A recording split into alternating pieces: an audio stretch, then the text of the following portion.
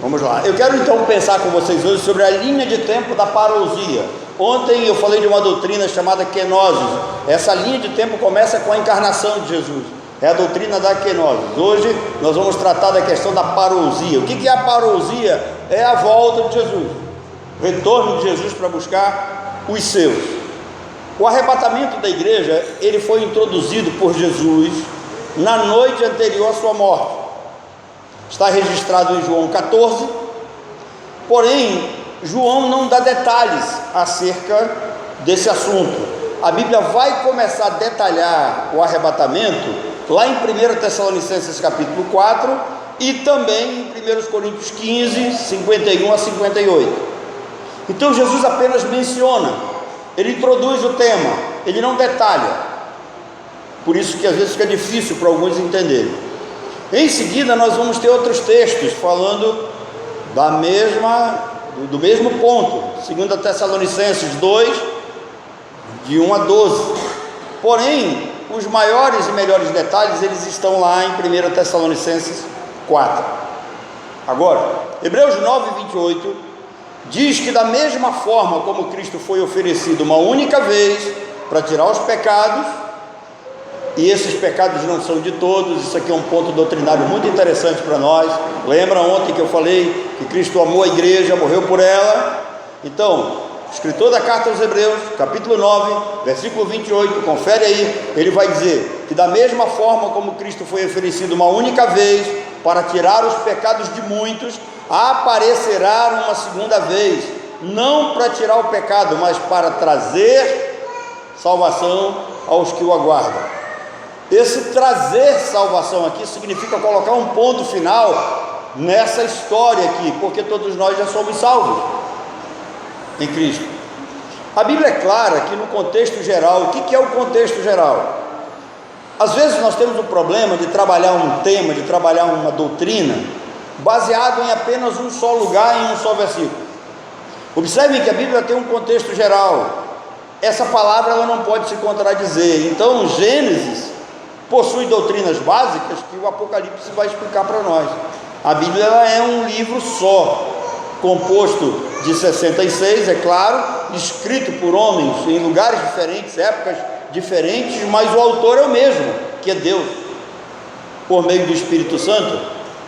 Então ela tem uma linha de tempo, ela tem uma maneira de você entender, de ser estudada, de ser seguido. Eu sei que nem todos receberam essa capacidade dada por Deus, isso é para pouco, mas é necessário que se busque esse entendimento. Então, no contexto geral, o que a Bíblia diz? No geral, o marco inicial da linha de tempo que mostra a volta do Senhor Jesus vai começar com Jesus vindo pela primeira vez. Eu falei isso ontem, com a encarnação do Messias. Aí, vocês lembram daquele sermão, mais uma vez, que eu preguei aqui? Primeira vez que Jesus vem, montado no jumentinho, o rei, querendo salvar, se relacionar, e agora nós vamos tratar da sua segunda vinda. Não é mais um rei querendo se relacionar, é um rei querendo trazer justiça, vingar aqueles que foram mortos pelo testemunho da sua palavra. Ele é Senhor e vem pronto para a guerra. Isso confirma Hebreus capítulo 9, quando as duas vindas apenas formam uma única razão. Então ele diz que Cristo apareceu uma única vez, o texto que nós lemos aqui, para tirar os pecados. Ele vai aparecer uma segunda vez para retirar o seu povo. Por que isso é importante entender? Porque tem gente que pensa por aí que nós vamos ter vários arrebatamentos, que nós vamos ter várias ressurreições. Tem um grupo de teólogos que pensa que se a igreja sendo arrebatada antes da tribulação, ele vai ter que introduzir aí no mínimo 5 ressurreições. Mas a Bíblia é clara que no contexto geral nós vamos ter que trabalhar com 2 ressurreições. Desde Daniel já é dito para nós: uns vão ressuscitar para a glória e louvor eterno, outros vão ressuscitar para o terror e para uma situação horrenda, né? O apóstolo Paulo, escrevendo aos Coríntios, capítulo 15, repete aquilo que Daniel disse para todos nós. Então, João afirma que Jesus veio a primeira vez em carne e habitou entre nós, foi reconhecido como Deus por sinais e milagres. Daniel profetizou que nas suas 72 semanas de profecia, que Jesus seria morto, mas que ele ressuscitaria e que retornaria aos céus. Então, já em Daniel, lá no anúncio das 72 semanas, Daniel já estava falando, já estava profetizando de que Jesus morreria e de que ele ressuscitaria e seria elevado às alturas. Em Atos, no capítulo 1, versículos de 9 a 11, Jesus diz que depois de muitas recomendações aos seus discípulos, ele foi elevado às alturas. O texto é claro. E aí, 2 varões aparecem e disseram acerca da volta de Jesus, falaram acerca da volta de Jesus. O que eles falaram? Varões galileus, esse Jesus, do mesmo modo que vocês viram subir, vocês vão ver o quê? Descer. Então presta atenção que aqui, de cara já se está colocando aqui um ponto final na ideia de alguma coisa secreta, alguma coisa que ninguém vai ver. Ele diz, do mesmo modo que vocês viram subir, vocês vão o quê? Descer. O contexto geral das escrituras é claro, todo olho verá, não tem como. Quando Jesus voltar para buscar a sua igreja, aprenda isso, todo olho verá, vai ser alguma coisa, vai ser algo visível, ou seja, à vista de todos. Lucas não disse que seria secreto e nem ele dividiu em partes, não existe isso. Mateus também não disse isso. Jesus nesse sermão, ele é muito claro, o sermão que foi aqui lido, nós não combinamos nada, mas o Espírito Santo inspirou Lilianai para que lêssemos o texto básico. Então, seguindo a linha de tempo da Bíblia, para Jesus, a volta dele, né, nós vamos ter a destruição do templo de Jerusalém. Começa aí a linha. Essa destruição de Jerusalém é um marco importante. Por quê? Porque em Mateus 24, no sermão profético que foi lido aqui, Jesus disse aos seus discípulos que não ficaria pedra sobre pedra no templo de Jerusalém. Em seguida, os discípulos perguntaram, quando é que isso vai acontecer? O que eles estão querendo saber? Eles estão querendo saber quando termina tudo, qual a cronologia acerca dos acontecimentos. Eles têm curiosidade. Jesus vai explicar. Mais tarde, eu não sei se vai ser hoje ou pode ser amanhã, nós vamos ver que o Daniel também tem um varão vestido de linho que aparece, e o Daniel faz uma pergunta para ele, quando é que isso vai acontecer? Aí nós vamos pegar o texto de Daniel e o texto de Jesus, e não tem contradição nenhuma. Aquilo que o Antigo Testamento diz, o Novo Testamento também diz do mesmo modo, mesmo texto, mesmos elementos, mesma palavra. E eu não sei por que alguns teólogos fazem confusão com relação a isso, porque a Bíblia é clara. Então, a destruição de Jerusalém é o marco, começa aí. Lucas vai chamar esse período de tempo dos gentios, é o tempo que nós estamos vivendo. Ontem eu falei para vocês que nós estamos no cenário sendo preparado para a tribulação. Nós ainda não estamos na tribulação, tudo está sendo preparado para ela. Então nós vamos ter ainda, para a existência da humanidade, a semana de Daniel inteira, tá? Em Apocalipse capítulo 11, versículo 2, o tempo dos gentios é de 42 meses, ou de 3 anos e meio, que corresponde à metade da grande tribulação. Sempre que você for olhar Apocalipse com relação a esses números, você vai ver a correlação com Daniel, é o mesmo número, 42 meses, são 3 anos e meio, 126 dias. Bem, observem esses 3 marcos históricos que nós vimos ontem. A questão do nascimento de Jesus, que é a encarnação, a sua morte, né? A sua ressurreição e a destruição de Jerusalém. Lembrando, tudo começa aí. Nós vamos começar a seguir indo mais a fundo. Todos esses acontecimentos, eles estão ainda no passado. Em seguida vem o ponto atual, agora que nós vamos começar. Lucas 21, versículo 24, diz que a destruição do templo dá início então ao templo dos gentios. Deu início ao nosso templo. O templo já foi destruído. Anos 70, o general Tito invade Jerusalém, destrói o templo, tá? E dá início o período que a Bíblia chama de tempo dos gentios. É o que nós estamos vivendo. Quando lemos Apocalipse capítulo 11, versículos 1 e 2, nós temos a revelação de que esse período durará 42 meses. Na linha de tempo de Lucas e de Mateus, o marco inicial para o tempo dos gentios, a destruição do templo, começa no ano 70, e aí nós vamos ter os chamados 42 meses. Preste atenção que o tempo dos gentios é também chamado de princípio das dores. O tempo dos gentios também é chamado por Jesus de princípio das dores. Ontem nós vimos essa questão do princípio das dores, ou seja, nós estamos vivendo já praticamente, o cenário está sendo preparado para vivermos muito em breve Daniel 7:25, Mateus 24, Lucas 21 e Marcos 13. Então, nós não estamos assim, eu disse às portas disso. Eu lamento que alguns digam que quando acontece qualquer probleminha aí, a gente diz logo: ai, Jesus está voltando, o fim está próximo. Está não, gente. Tá? Tem muita coisa ainda para acontecer. Já deu o pontapé, a linha de tempo está escorrendo. Mas eu falei para vocês ontem, chamei a atenção de vocês para a questão do princípio das dores. O que é o princípio das dores? Relacionado à mulher que vai ter o neném. Então, a gente não começou nem a sentir as primeiras cólicas ainda, tá? A barriga está grande, mas ainda vai levar um tempo ainda para completar. Esse período, então, como eu disse ontem, eu estou recapitulando, vai aparecer quem? Os falsos cristos, falsos mestres e falsos profetas. Nós vamos ter as guerras, os conflitos mundiais na política, na economia, na vida social do planeta, ditaduras, governos totalitários, opressão sobre pequenos países produtores, gerando fome em todo o mundo, convulsão social por causa de ideologias e a supressão da verdade pela mentira. O apóstolo Paulo fala isso lá em Romanos no capítulo 1. E aí eu quero chamar a sua atenção para a ideologia de gênero que está sendo tentada empurrar goela abaixo da população. Aliás, no final de semana, no domingo passado, nós tivemos eleição para os conselhos tutelares, né? E graças a Deus, no âmbito geral, a direita ganhou.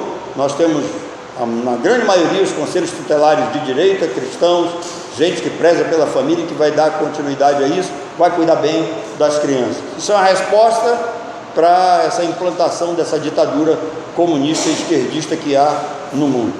Então, o gênero humano, ele não pode ser definido pela minha maneira de ver as coisas e de pensar. E aí o que Paulo chama a atenção? Que vai ter um grupo no mundo que nesse período, até chegar à grande tribulação, eles dirigidos por Satanás, eles vão querer trocar a verdade pela mentira. A verdade que aprendemos vai ser retirada e a mentira vai ser introduzida. Então, o homem, ele pode até se sentir mulher, tomar hormônio, fazer cirurgia para mudar de sexo, modelar o corpo, e mesmo assim ele pode morrer de câncer de próstata. Tá? No Brasil nós temos um jeito famoso aí, né? Lembra da Tami? Fez cirurgia, mudou, é homem, mas pode ter câncer de ovário, porque os ovários estão lá, não foi arrancado. Tá? Então é loucura mudar a verdade de Deus numa mentira esdrúxula e sem sentido. Gente, o apóstolo Paulo chama atenção, tem gente no mundo que se acha extremamente sábio, mas age como se fosse louco. A ditadura das minorias ainda vai fazer muito estrago no nosso mundo, por isso que eu digo que ainda está longe, dentro dessa linha de tempo. Ainda vai fazer muito estrago nessa nossa sociedade de um modo geral. Guardem o que eu vou dizer para vocês hoje: a China ainda vai invadir Taiwan. A China ainda vai invadir Taiwan. Por quê? Porque Taiwan domina a fabricação de chips no mundo. A cada dia, os LGBTs ganham mais direito que os homens e mulheres normais.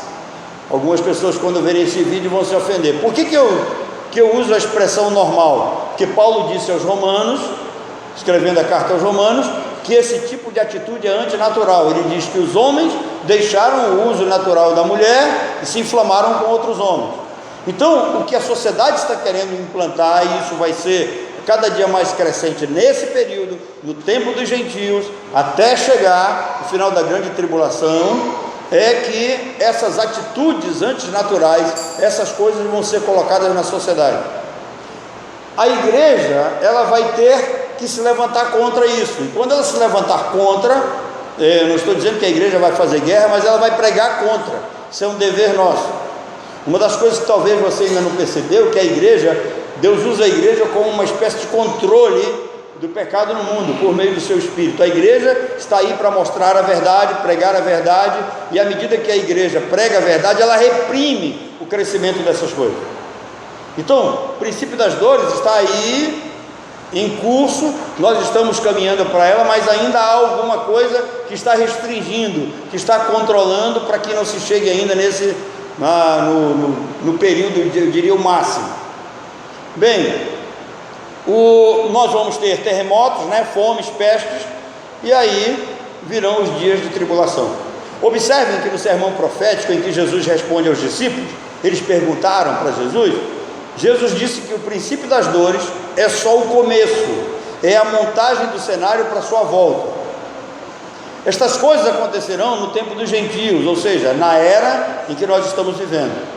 Romanos 8, 22 e 23, Paulo diz que a natureza geme e ela sofre como uma mulher para dar à luz. Paulo está falando do mundo que sofre com terremotos, com fome, com pestes e guerras, esperando a volta de Jesus. Não somos só nós que estamos aguardando, a natureza também espera, o mundo também espera. Lembra que eu disse ontem, quando Adão peca, ele tira as coisas do lugar. Se você prestar atenção, é possível que o leão, ele não era carnívoro no início.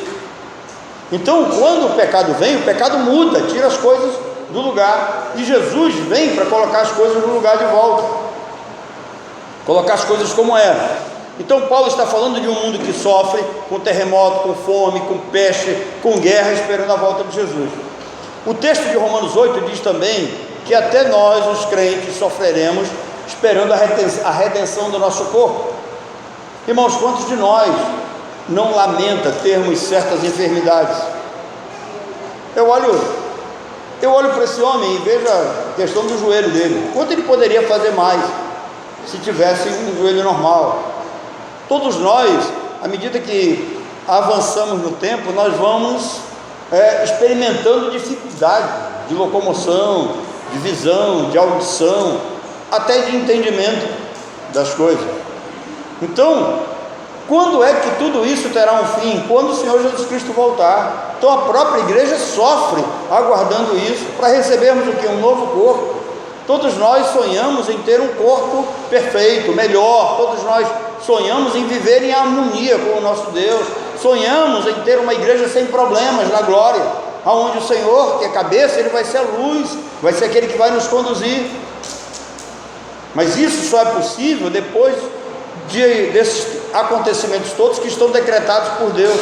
Agora, quantas vezes nós já não pensamos em sair desse mundo?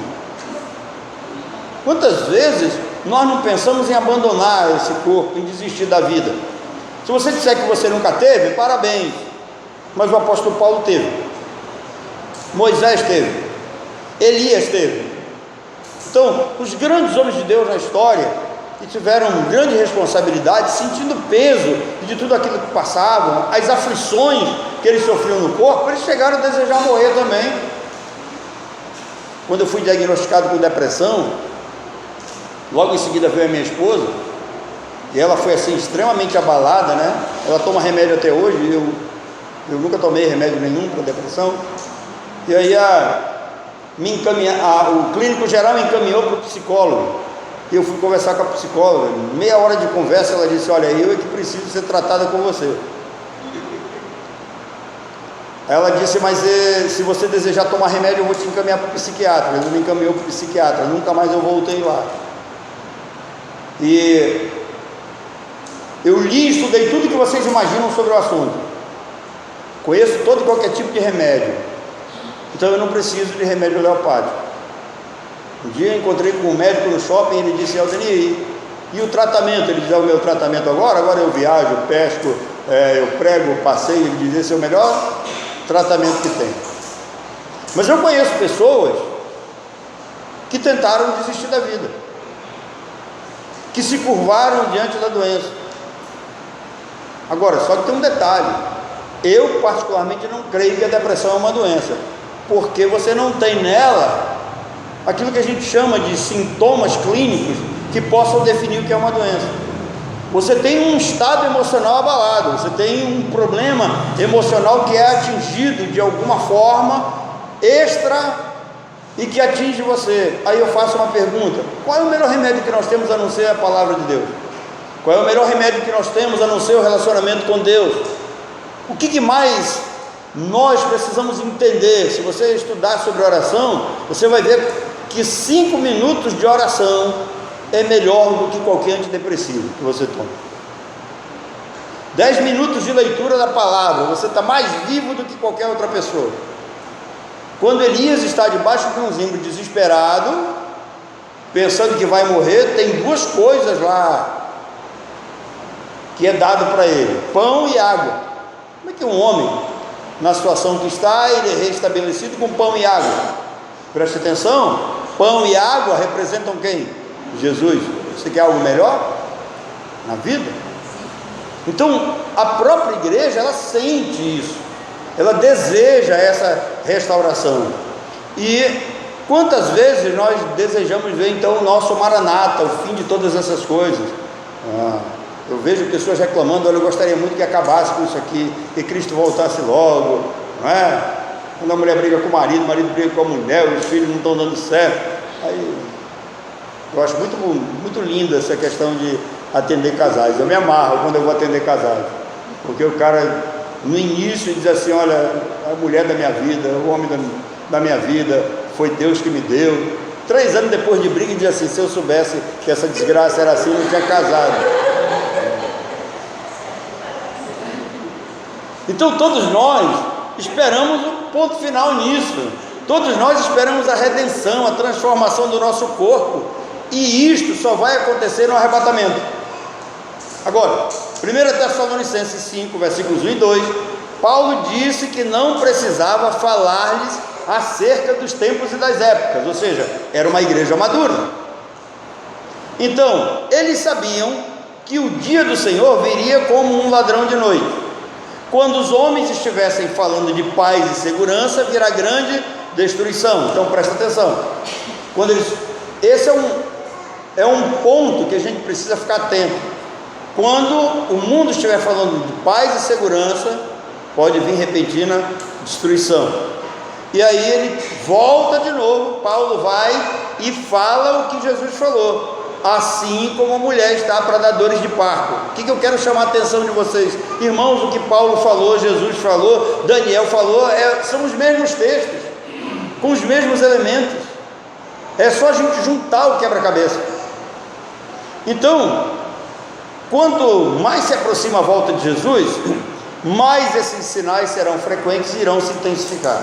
No contexto geral da linha dos tempos, na Escritura, o que vimos até aqui nos coloca na última semana de Daniel, já na portinha dela. As 70 semanas de Daniel, elas começam com a reconstrução do templo e o nascimento e morte do Messias, como eu disse para vocês. Avançando, depois da morte de Jesus, 70 semanas de Daniel fazem um intervalo. Tem um intervalo aqui. Durante esse tempo, Jerusalém e o templo seriam destruídos e viriam guerras e desolações, até o aparecimento do príncipe governante, que dará início à última semana de Daniel. Quem é o príncipe governante? É o anticristo. Quando ele vier, ele vai fazer aliança com muitos por uma semana inteira. Preste atenção, uma semana inteira. Então o anticristo, ele vai começar a aparecer no início aqui da tribulação, e ele vai até a metade da grande tribulação. Então, agora eu já estou falando do futuro. No meio da semana, o príncipe governante, que é o anticristo, ele vai fazer duas coisas que quem estiver vivo na época vai ter que prestar atenção. Ele vai cessar o sacrifício e a oferta no templo. Ele vai assumir o templo, ele vai fazer aliança, ele vai se fortificar, e ele vai enganar o povo, e ele vai cessar o sacrifício e a oferta. Em Daniel 8, o anticristo é chamado de chifre pequeno. No verso 9, diz que ele começará pequeno, mas ele vai crescer, ele vai ganhar poder. Ele vai crescer tanto até alcançar o exército dos céus. Preste atenção. Como é que o anticristo vai crescer tanto e vai alcançar o exército dos céus? Mas ele vai. Não se esqueçam que quando Jesus está conversando com Nicodemos, tem uma lição para nós ali em João capítulo 3. O homem não pode receber coisa alguma se do alto não lhe for dado. Você é salvo para a glória de Deus? O homem não pode receber coisa alguma se do alto não lhe for dado. Então esse poder é dado, é permitido por Deus. Ele vai alcançar o exército dos céus, ele vai pegar alguns líderes desse exército e ele vai lançar por terra e os pisará. O anticristo crescerá tanto que ele desafiará Jesus Cristo. E Jesus é apresentado aqui como líder do exército do céu.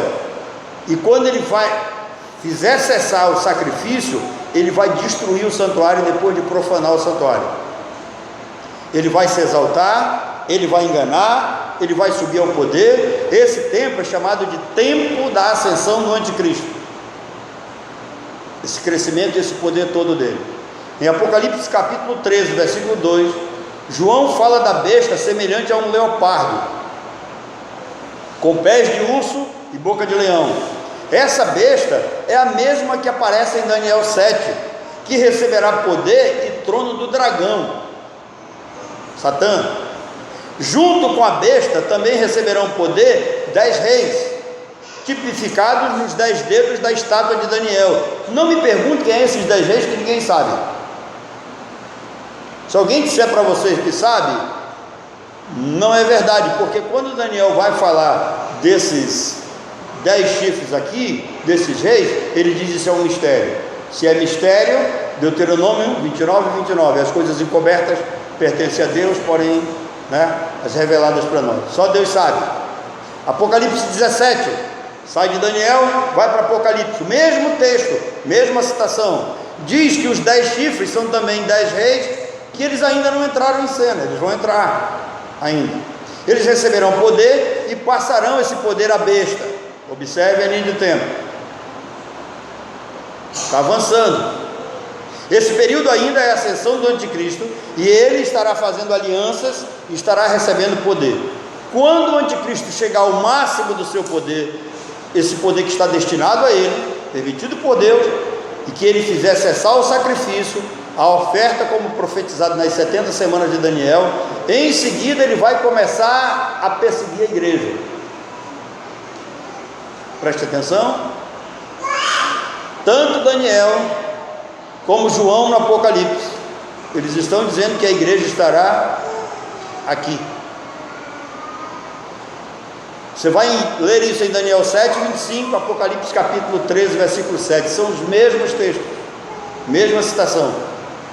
Apocalipse 13, 5 diz: a besta que viste receberá uma boca para proferir blasfêmias contra Deus por 42 meses. Então, a besta vai receber poder, ela vai falar e ela vai proferir blasfêmias contra Deus por 42 meses. 42 meses, 3 anos e meio. Os números se repetem, não mudam, sempre o mesmo. Preste atenção que o verso 7 de Apocalipse capítulo 13 diz que a besta fará guerra contra os santos e vai vencê-los. Os santos serão derrotados. Aqui não é um número total da igreja, mas uma parte do grupo da igreja vai ser derrotada. Isso vai ser permitido por Deus. Observem que tem um grupo que diz: não, isso aí é só judeu. Bem, mas se é só judeu, como é que o texto de Jesus em Mateus 24 e o texto de Apocalipse vai dizer que é gente de toda língua, raça, povo e nação? Então, a gente precisa parar aqui. Aqueles que dizem que é judeu, eles vão ter que explicar por que é dito que esses santos que serão vencidos são os santos vindo de toda raça, de todo povo, de toda língua e de toda nação. Então, estes santos do versículo 8 diz respeito à igreja que ainda estará aqui, e aí nós vamos ter uma peculiaridade como igreja. A igreja não vai adorar a besta. Por que a igreja não vai adorar a besta? No texto que foi lido aqui, lembra que, se possível, até os eleitos seriam enganados, mas os eleitos não poderão ser enganados. Por quê? Porque eles estão eleitos. E aí, lembrando do que eu falei ontem para vocês, os 5 tipos básicos de eleição, lembra? Né? Os eleitos não vão ter como ser enganados de maneira nenhuma, estão guardados, eles estão protegidos. Lembra de João 10, Evangelho de João: as minhas ovelhas, Jesus diz, elas estão palma da minha mão, e daqui ninguém arrebata. Um dia perguntaram para um pregador numa igreja pentecostal, Jaime Kemp, e perguntaram dele: pastor, o senhor acredita na perda da salvação? Ele pegou um pedaço de papel, amassou, botou na mão, botou a outra mão em cima, ele sacudiu, e ele perguntou: caiu o papel? Alguém disse não. Ele disse assim: é o crente na mão de Cristo, ele não cai da graça nunca. João capítulo 10. Por isso que nós, batistas, eu falo por nós, batistas, cremos que uma vez salvo, salvo para sempre. É impossível cair da graça. O apóstolo Paulo diz que eu estou bem certo que nem morte, nem altura, nem profundidade, nem coisa do presente, nem coisa do porvir, nem você mesmo, nem qualquer outra criatura poderá separar-nos do amor de Deus que está em Cristo Jesus. Então, esses eleitos, eles são citados por Jesus no sermão profético. Eles não vão cair, não tem como ser, eles não têm como ser enganados. Estes santos foram eleitos com toda a igreja, como eu disse ontem, lá em Efésios, no capítulo 3, no capítulo 1, versículos 3 e 4, eles foram eleitos antes da fundação do mundo. O apóstolo Paulo, quando ele vai ensinar isso a Timóteo, ele diz que nós fomos escolhidos antes dos tempos eternos. Como é que nós vamos entender isso antes dos tempos eternos? O santo conceito da Trindade, que eu falei para vocês ontem: Pai, Filho e Espírito Santo, definindo todas as coisas. Então, preste atenção que é inegável que tudo está determinado, nós não temos como mudar, mas nada foge ao controle de Deus.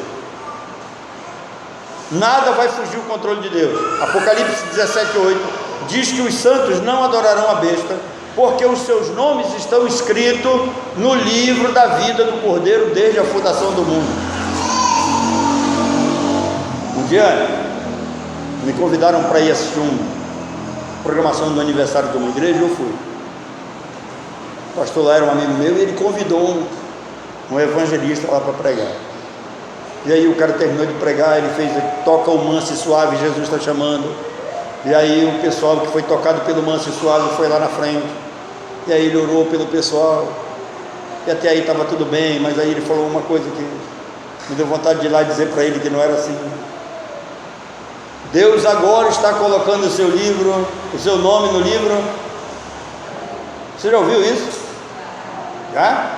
O que diz Apocalipse 17:8?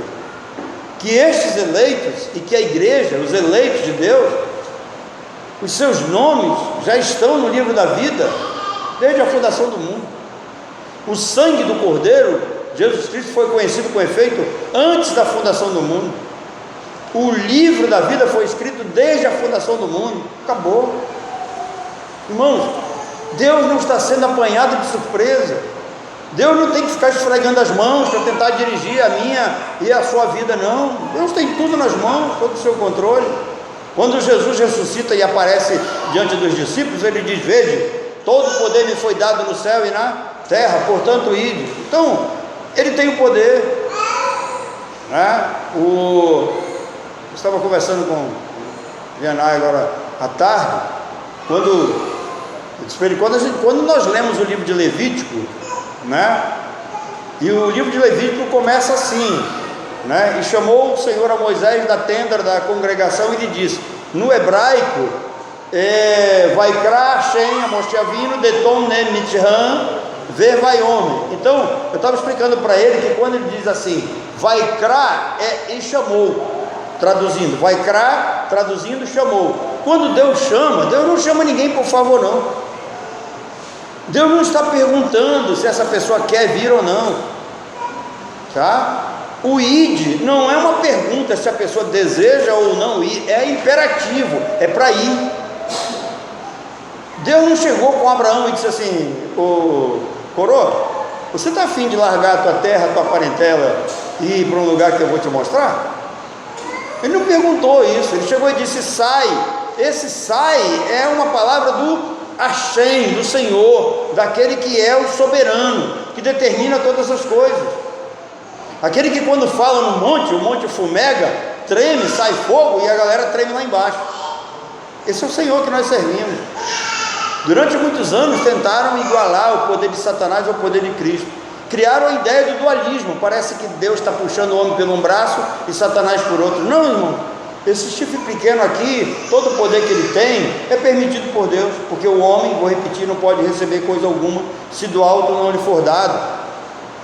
E quando um homem que se achava sábio, ele vai confrontar Deus acerca daquilo que Deus faz, Deus olha para Jó e diz assim: onde é que você estava quando eu estava lançando os fundamentos do mundo e da terra? Quem é você? Tem um negócio lá interessante. Você consegue medir a pressão da mordida do crocodilo? Deus sabe todas as coisas. Então, no Santo Conselho da Trindade, Pai, Filho e Espírito Santo definiram isso. Pega a igreja, escolhe, coloca no livro da vida. O sangue do Cordeiro é derramado antes da fundação do mundo, para ter um grupo que selado, fechado, é povo de Deus, não tem como se perder. Esse povo, por mais que ele seja vencido pelo inimigo, tem um propósito. De volta à linha do tempo, a besta recebe autoridade sobre toda a língua e todo o povo e nação por 42 meses. Será um período de blasfêmia contra Deus e intensa perseguição sobre os santos. Lembrando que 42 meses é o mesmo que 3 anos e meio, é o mesmo que 1260 dias, ou um tempo, tempos e metade de um tempo. Quando você lê na Bíblia 42 meses, quando você lê na Bíblia 3 anos e meio, quando você lê 1260 dias, quando você lê metade de um tempo em um tempo, é o mesmo número, o resultado final é o mesmo. A Bíblia está falando em Daniel, em Apocalipse, em Mateus, a mesma coisa. E esses números diz respeito à metade da semana de Daniel, dando início à grande tribulação. Na primeira metade da semana, o anticristo ele foi manifestado, ele recebeu poder, ele fez aliança, ele cessou o sacrifício e ele destruiu o santuário, desafiou o exército dos céus, venceu os líderes e desafiou o príncipe do exército dos céus. A primeira metade da semana termina aí.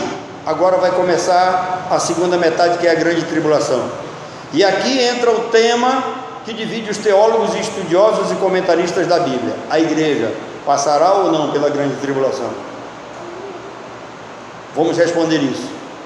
Quando Paulo escreve aos santos em Tessalônica, uma igreja que acreditava que o arrebatamento já havia acontecido, eles tinham ficado. Vocês sabiam disso?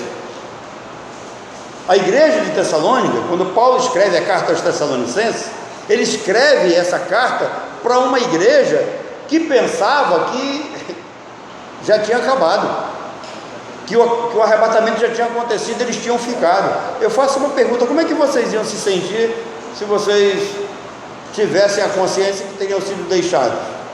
Se vocês fizessem parte do filme Deixados para Trás? O negócio é desesperador, né? Então, o povo estava assim, desesperado. Aí Paulo escreve, calma aí pessoal, tá? Paulo diz: olha, não se abalem, não perturbem o vosso coração, seja por palavra, seja por profecia, tá? Porque antes do nosso encontro com o Senhor, Paulo está falando de arrebatamento, primeiro haverá apostasia, fruto das alianças com o anticristo. Depois vai haver a revelação poderosa do anticristo, que vai se levantar e vai se exaltar contra Deus. Terceiro, ele vai se assentar no trono e se levantar contra tudo que se fala e se faz em nome de Deus. Até ele vai se proclamar Deus. Então, Eu quero repetir isso aqui para você entender. Já na grande tribulação, o que vai acontecer? Apostasia, fruto das alianças do anticristo, a revelação poderosa do anticristo, ele com todo o poder, e ele vai se levantar, desafiar a Deus e se exaltar, a ponto de se intitular Deus. E terceiro, ele vai se assentar no trono e se proclamar Deus.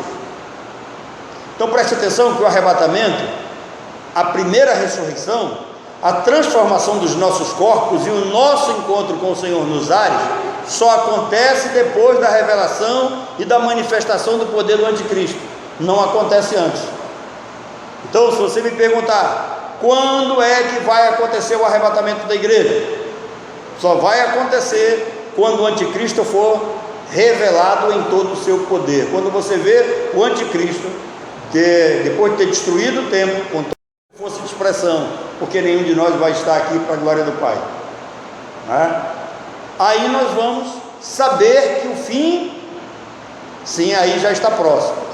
Por quê? Porque Paulo faz um conjunto, ele junta tudo, não existe algo separado. Ele está terminando aqui a semana de Daniel, e aí a coisa é amarrada. O arrebatamento, ele vai ter que vir de ressurreição e transformação dos corpos. Lembra? O apóstolo Paulo explica isso. Os mortos em Cristo ressuscitam primeiro, os vivos são transformados, e os dois sobem juntos para o encontro com o Senhor nos ares. É um erro pensar que a Nova Jerusalém vai estar no céu. Se você prestar atenção, nós vamos ver isso amanhã, ela vai descer, ela vem ataviada como uma noiva.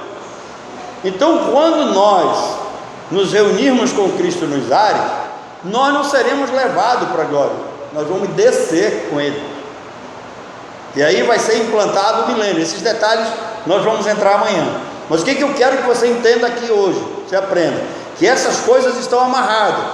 O arrebatamento da igreja está amarrado juntamente com a ressurreição dos mortos e a transformação dos corpos.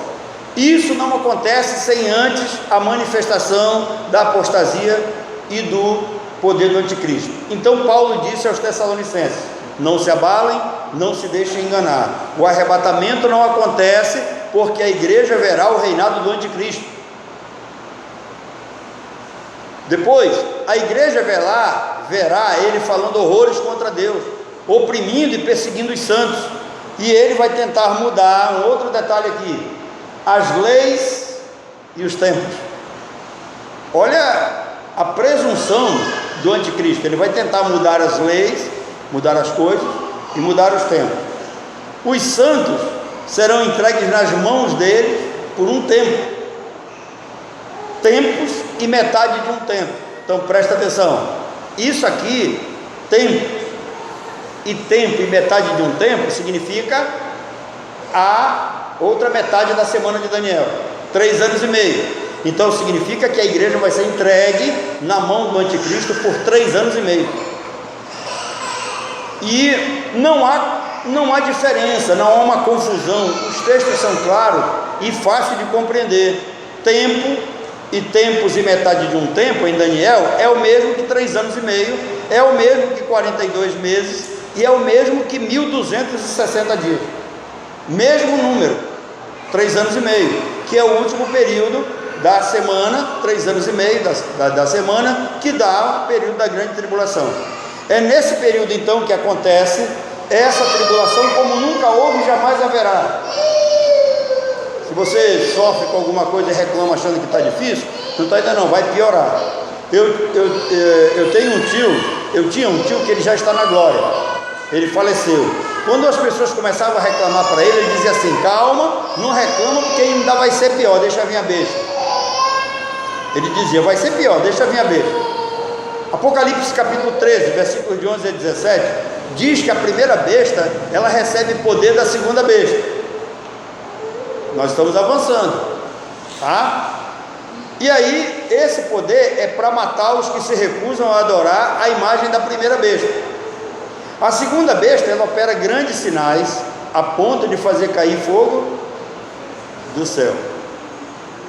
e aí engana muitos. Em seguida, ela determina que as pessoas recebam a marca famosa dos 666. Quem se negar a adorar a besta e receber o número, vai ser perseguido, preso e até morto. Todos esses fatos acontecem dentro da grande tribulação, conforme disse Jesus. Mateus 24, no sermão profético, os discípulos perguntaram, lembra? Quando será o fim? Jesus confirmou o que disse Daniel no capítulo 12, acerca da grande aflição que viria sobre a terra. Quando você lê Daniel 12, você vê lá a palavra grande aflição, é a mesma coisa de grande tribulação. A grande aflição predita por Daniel, então, é a mesma grande tribulação predita por Jesus.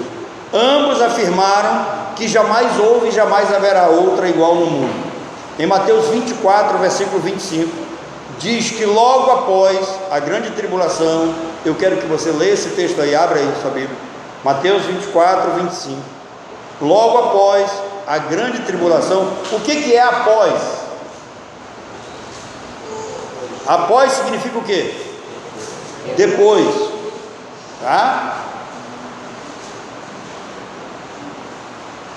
Então ele vai dizer: logo após a grande tribulação, o sol escurecerá, a lua não dará sua luz, as estrelas cairão do céu e os poderes do céu serão abalados. Então aparecerá no céu o sinal de Cristo com poder e grande glória. Agora, observem que a Bíblia vai dizer para nós que assim como um relâmpago que sai do Oriente e se mostra no Ocidente, assim será a vinda do Filho do Homem. Não tem nada secreto, é visível. Agora, é possível ver um relâmpago de dia com o sol brilhando? É meio difícil, não é? Então, observe aqui, por que todo olho verá? Porque o sol vai escurecer. Então, nesse período, a terra vai estar em trevas. E aí vai aparecer sinal de Jesus no céu, como um relâmpago que sai do Oriente, visível, é inesperado. Só os atentos que sabem desses detalhes vão prestar atenção. Então, aparecerá o sinal com poder e grande glória. As nações da terra se lamentarão, vendo Cristo voltando do mesmo modo que subiu. Então, o Apocalipse está dizendo assim de forma muito clara para nós. Isso começa desde o capítulo 1 de Apocalipse, quando vai dizer que todo olho verá, e os povos da terra, os grandes reis, os grandes líderes se lamentarão por verem Cristo voltando. No verso 31 de Mateus, capítulo 24, diz que ele enviará os seus anjos com som de trombetas para juntar os escolhidos de todo o planeta. Tem um grupo aí que diz que vai haver um arrebatamento secreto. Eu não encontro, irmãos, nenhuma palavra na Bíblia que define esse arrebatamento secreto, sem que ninguém saiba. Por quê? Porque quando você for estudar sobre o arrebatamento, qualquer texto que você lê sobre o arrebatamento, você vai ter sinal de relâmpago, você vai ter treva, você vai ter estrela caindo, você vai ter os povos se lamentando, e você vai ter toque de trombeta. Como é que uma coisa vai ser secreta se vai tocar trombeta? Então eu não consigo ver isso nas escrituras, tá? O que eu consigo ver é que tanto Daniel, quanto Paulo, quanto João falaram da mesma coisa, e eles seguem a mesma linha de tempo de Mateus e de Lucas. Começa a contar com o nascimento de Jesus, destruição do templo, princípio das dores, vem avançando, tribulação, grande tribulação. No final da grande tribulação, que é o texto que eu quero que você leia, tá? O verso 31 diz que no final da grande tribulação ele vai juntar todos os seus eleitos de uma a outra extremidade dos céus, todos os crentes. Apocalipse capítulo 7 vai mostrar para nós uma grande multidão. É outro cenário aqui. E essa multidão, ela não era possível contar. Tem um outro grupo aí que diz que é de judeus, mas presta atenção. João diz que era um número muito grande que ninguém podia contar, e não pode ser de judeus. Por quê? Porque eles são de todos os povos, de todas as tribos, de todas as línguas e de todas as nações, inclusive brasileiros, pode ter certeza. Eles estarão em pé diante do trono do Cordeiro. Um ancião pergunta: quem são esses e de onde eles vêm? A resposta é: eles vêm da grande tribulação. Mateus 24, 29, Jesus não deixa dúvidas que ele voltará imediatamente após a grande tribulação. Então, respondendo a sua pergunta, a volta de Jesus, o arrebatamento, será visível, com som de trombeta, todo olho vai ver. E não acreditem se alguém falar para vocês em alguma coisa secreta. E o próprio Senhor Jesus Cristo disse: olha, não acreditem quando vocês verem alguém dizendo: olha, o Cristo está ali, ele veio daqui, está vindo dali. Jesus diz: não acreditem, porque eles estão mentindo. E isso não pode acontecer sem que antes não seja revelada a apostasia, o filho da destruição, o anticristo, que vai se levantar com todo o poder, desafiar o líder do exército dos céus, profanar o templo, assentar-se no trono e determinar que ele próprio é Deus. Esse poder chega a ponto de ele perseguir a igreja, e a igreja vai ser entregue nas mãos dele 3 anos e meio, que é a última metade da semana de Daniel. No final dessa última metade da semana, Jesus Cristo volta. E nós vamos parar aqui. A partir de amanhã nós vamos tratar da questão do arrebatamento e vamos fechar com os últimos detalhes. Aí nós vamos entrar com os julgamentos, galardões, e vocês vão ver que depois dessas 3 semanas vai haver ainda mais 30 dias e depois mais 40 dias que vão ser acrescentados, que muita gente nem percebe que está no livro do Apocalipse.